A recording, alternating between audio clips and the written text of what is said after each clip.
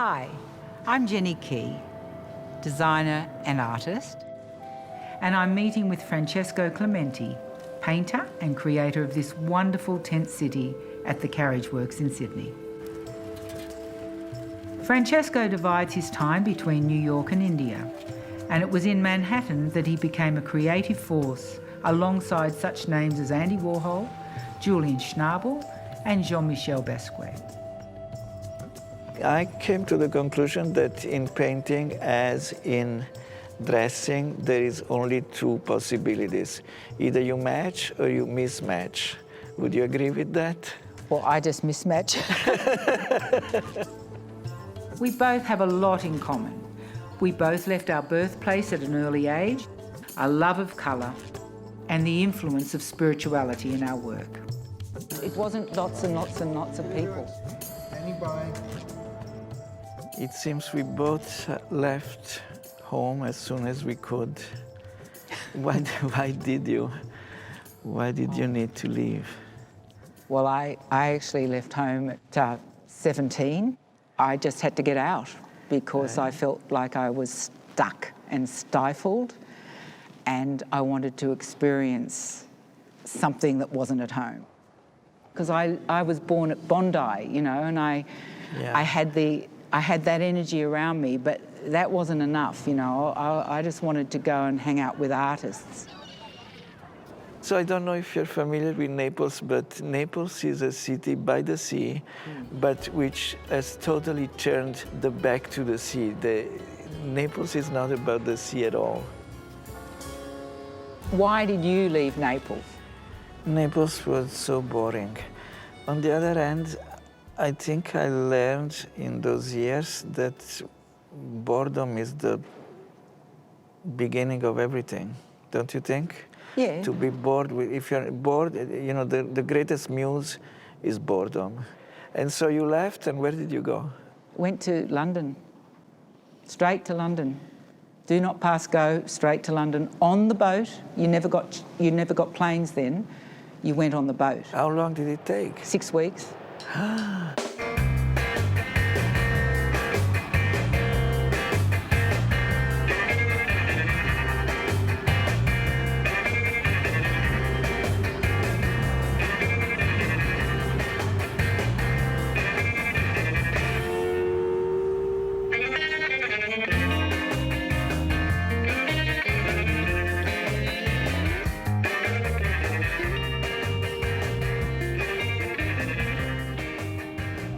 I was obsessed with whatever clothes were coming from England. Oh yeah. What was it, Biba? Was it Biba? Yeah, I went to work. Obsessed with that. I had all the T-shirts. They didn't go down well with the Napolitans. They were very conservative, Yeah. you know, in terms of Yeah, but that was the clothes. first shop I went to work in. Really? Was Biba. Yeah. When I arrived in London, I went to the very first shop in Abingdon Maybe we Road. met. I had an afro. Did you have an afro then? I had an afro. Oh, my goodness me. That too didn't go well with the Well, Napolitans. They really Well, I don't know what would have hated happened that. if we had met in London. Did you start to paint in London, or? No. How I was just busy living life and working in that extraordinary place called the Chelsea Antique Market. That was where I worked for Vern Lambert.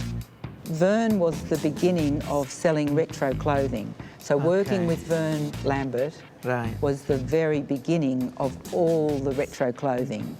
And, you know, because he used to get the rag and bone men who used to go around England collecting Art Nouveau vases. He would get the clothes of these stately homes from the attics, and down would come these beautiful clothes that were all labelled, like Schiaparelli and V&A. Extraordinary. Yeah, extraordinary. And so we used to play dressing up. But I loved South American and African and Guatemalan and embroidery and Indian. I loved everything that was sort of ethnic. I didn't want to wear beaded Chanel dresses. That wasn't me, or chiffon. We have to remember that this was happening for the first time at that moment. The first time. It wasn't in the consciousness of the No. audience at all. And we have to put these things in somehow context. Revolutionary in a sense. Totally revolutionary, because, you know, for one thing, you know, there was a reason the shop was called Granny Takes a Trip, because they, you know, everyone was wearing Granny's clothes taking acid. So Granny Takes a Trip, what a fabulous name for a shop. But the fact is that it was the very first time, but then all the influences from India, from everywhere. When did you go to India? Did you go early also or later? I wore all these clothes from India and Pakistan, all these beautiful Pakistani peasant dresses. But I never went to India to 1994. How interesting. Yeah. But you were getting I was getting the key information because... Smelling it, wearing it. Because India is really about Sanskrit. The language is the most beautiful thing, the so-called dead language, which is still alive in all the temples, in the chanting. You learned, and which you studied it. Play with. But most of all, textiles. Yeah. When it comes to textiles, it's India, right? Completely. So through textiles, you really knew it all. Completely. India was really where I began to find answers to my questions, which were questions about mortality, because very early in my life I had a sort of transformative experience where from one minute to the next I had a vivid awareness that I was going to die. And when this happened, I was absolutely unaware of Eastern traditions, unaware of any of that. So I found myself in a very uncomfortable place, you know, because the entire world around me stopped being a material world. It became like a farce or like ridiculous. That was the fundamental reason I became an artist, to look for answers to this situation.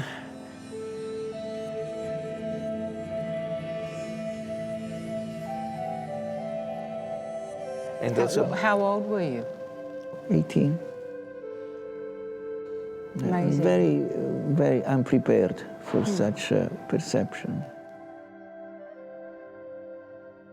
I mean, on one hand, I had this experience of that. Soon after, I took LSD, and I had another version of an experience of that, because I saw my entire persona dissolve, and, you know, I found myself really in the face of the spirit, if you want to call it, or whatever. And again, I had to question everything, because all of a sudden, how can you believe in who you are if it just takes one tiny pill to make all of that disappear and this bigger reality appear? So all of that was really the trigger to my entire endeavor. I would say my entire, everything that happened after that was just an answer to this. But you could have written, opening. You could have tried to write through that, but you didn't. You painted, you started painting. Yes, I actually was painting earlier on. That is a whole other funny story, which is that I was an overprotected child with a mother who really overrated me from day one. And so I know about that. She would collect, you know about that too? Oh yeah, we do this with the grandchild. We do only one grandchild, so we do this with the grandchild. She thought I was a child poet, and she published against my wishes my poetry. It was a very traumatic experience for me. And after that, I started to paint, because I thought that by painting I would be more private and nobody would bother me, you know, and come after me. So I started. But that was at a very young age? Early, at a young age, like 13, 14, I was painting, So from Naples, it was India and then New York. Yeah. New York would come much later, but the connection was actually from my teen. I saw Cy Twombly's work when I was like 16. Right. Yeah, or Rauschenberg or Warhol, and I was fond of all of that. And you were also looking at painting from the beginning, no? When you were in London, you...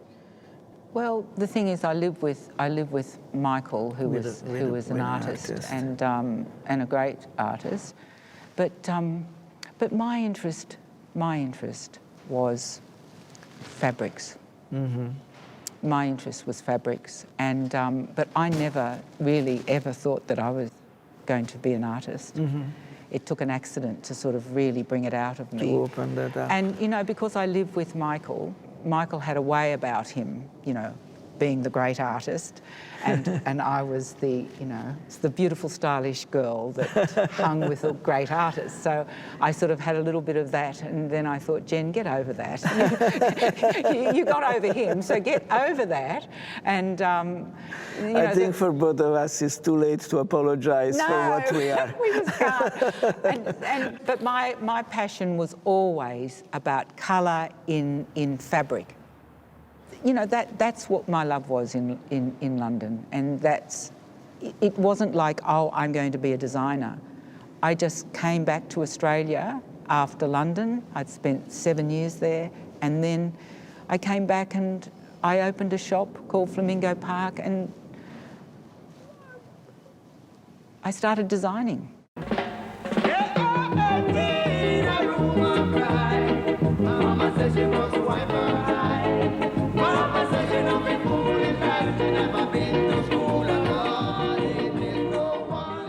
What led you back to Australia? You just...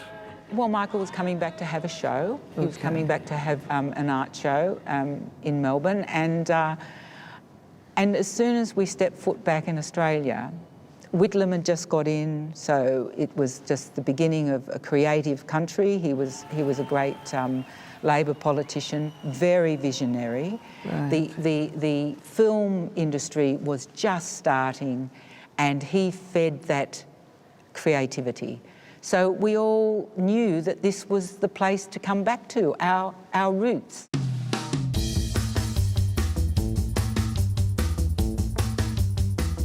That was definitely a specific character of that time. I think we've been very lucky to belong to that generation, because really for a few years we really did think we could change the world. Now I look at the history book, I realize that there is maybe 5 years of openness and liberal ideas and wonderful feeling of hope, and then there is 50 years of authority, conformism, you know, retreat, you know. So well, I think we were lucky to see those years. Yeah, but look, I've just got to ask you about how you ended up in New York and how you got surrounded by these extraordinary people. My going to New York was really happened along the same lines. I was living in India, and I was invited to have an exhibition in New York. Up to that moment, I'd been so solitary, and I'd been everywhere I was really this solitary lunatic. And all of a sudden in New York, I was just one of the members of the community. Everyone thought I was perfectly okay. So it's like, I think I like this. So I'm going to stay here.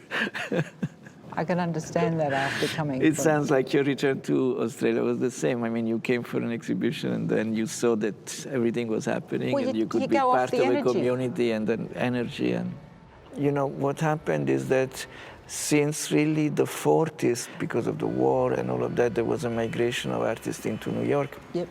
But after that, America had really been very indifferent to European art and to European artists. And for good reasons. I mean, there were great things happening in America, in the New York, you know, expressionism and then the pop art, all these great things. But I got there from southern India, so I was really like landing from the moon, you know? Yeah. It's like nothing could surprise me. Very exotic. Nothing could scare me. Yeah. I was just, oh, this is like a low-key kind of place after it's a low-key Madras. Extreme visual and smells and religious frenzy of India. New York was a kind of a cozy place. When I told my Italian artist friends that I was going to have a show in New York, everyone said, well, good luck. I mean, no one will come, no one will write about it, and you just come back. And then the next thing I knew, I got there and I discovered that there was a generation of artists. Julian Schnabel was one of them, and David Sully, Eric Fisher, all of them. The welcome committee was this group of artists. And yes, and that's how it started. Basquiat had the studio across from me, and we became great friends. You know, Warhol was also there at the beginning. It was a really small circle of people. You know, my wife and my two kids were still in Italy. I was in New York, and then they were going to come, and they said, "Did you fix the loft?" And I said, yeah, I fixed the loft. But I didn't fix the loft at all. So it was a completely raw space with nothing in it. And the day before they arrived, I went to a pet store and I bought a mynah bird. And I put the mynah bird in the loft. And this was my idea of a domestic setting. My wife, when she arrived, she wanted to kill me. There was no washing machine, nothing. But nonetheless, compared to the way every other artist or kid of the time was living, this was a real home. Right. You know, with two children in it, like a heterosexual couple. I mean, we were really sort of like for a warm place for everybody else to gather. So, yeah.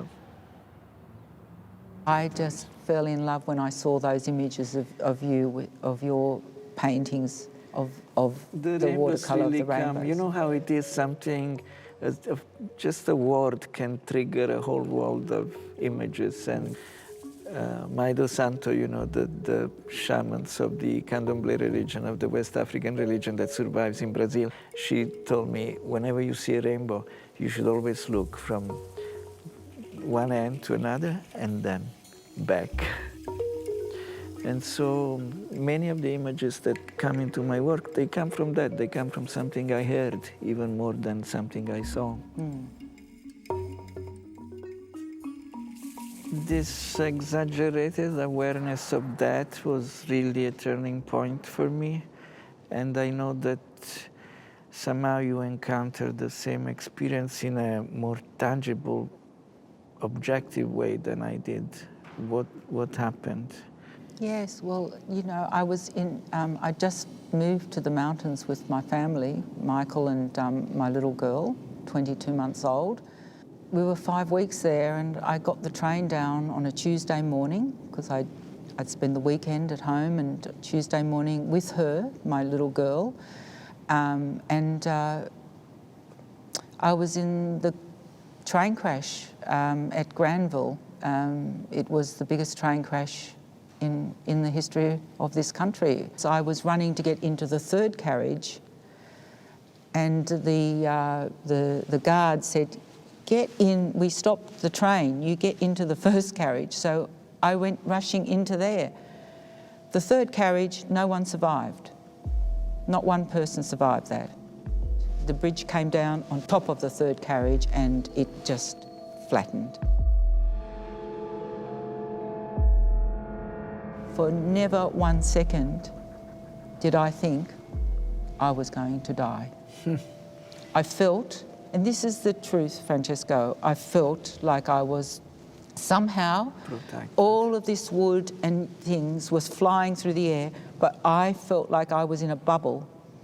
And my little girl fell out of me. I pulled her back, fell out of me. Must have been when the carriage split in two. I'm looking up at the sky, and then I saw blood on her, and I ran out, you know, through wires, through everything. And that was when I started questioning, why did we survive? She only had a little bit of blood on her head. She had 1 stitch in her head. Why did we survive? Why did those other people not survive? There was 12 people dead in my carriage. You know, why did we? And that is when I couldn't fathom. I just kept questioning. And while I was doing that and my nerves were shot, they were shot for a very long time. But all I could do was paint and walk in the bush, in the healing bush, walking, coming back, drawing, whatever was coming out of me. And it was just sort of like not thinking it, just doing it, because that was the only way I could express this thing of life and death that now I can understand, but I was only a young 30-year-old girl. I directly have had other experiences because of my later partner, Danton, the wonderful partner I had for 11 years. He committed suicide and I found his body. And that was a very direct experience of seeing a loved one lying dead. When I was confronted with that, that's when I actually started working with Tibetan Buddhist teachers, reading the Tibetan Book of Living and Dying. That's when I really went on the path of transforming this extraordinary suffering. I loved singing. I loved the chanting because the chanting opens your heart. And I just loved to be sitting there chanting those beautiful mantras. So you go into a sort of a trance with that, and your heart opens naturally. It just opens you up, and I guess the Sufi's the same, isn't it? Absolutely. Yeah. Yes. Yeah. The Sufis, in a way, are the wildest one and the most charming ones. There is a Sufi saying that goes, "Oh God, take me to the middle of the river where the stream is the strongest." You know, the Sufi, the Hindu wants to cross the river, the Sufi wants to drown in the river. I think I'm with the Sufis. Me too. Me too. Me too. Tell me more.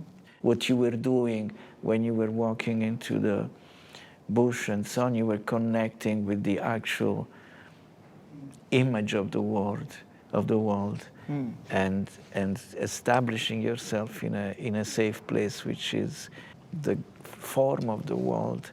So I actually believe that. I believe that painting or making sculptures and so on can be a way to connect with this deeper reality of the world. There was so much freedom with you all, you know, all of your art. With people like Basway, it was totally free. I'm fond of and it that broke ground. I'm fond of that moment because, and I'm fond of artists today in New York who are in that position of making art not after other art, but actually because they have something personal to say. There is something that they need to say. Just like you were describing yourself walking and painting at a time when verbal communication or thinking or analyzing would not have helped at all. So for some of these artists, it was the same. They had to paint because it was the only way to make their point. And I love that in an artist. I prefer that. I respect and admire artists who are, I don't know if I can call them more academic, but yes, who are more concerned with the optic side of things. That's all okay. But my heart is with the artists who just have to do it, because if they don't do it, they'll die.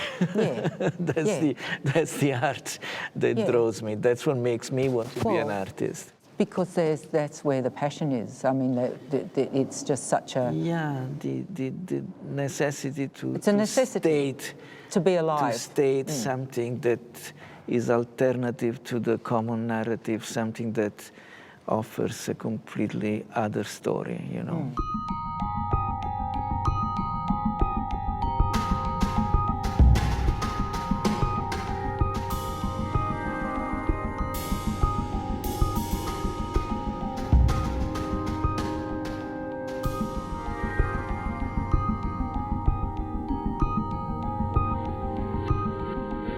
So, the saying, unus omnes, everything is one. This is really the image of that everything is one. That the many are one. I notice now that you're completely upstaging my tent. Of course. Well, you know, I should be just the living sculpture in the tent. Can you guide me a little? Well, to the different patterns. the opera house with kangaroos, crookeds, koalas. That's the opera house. Yes, that's the opera house. Then And that's koala, And then these are little gumnut figures in Yeah. myth, in Australian myth stories. That's I opal. love that they're layers because it reminds me of geological layers almost. So it brings back the land into the picture.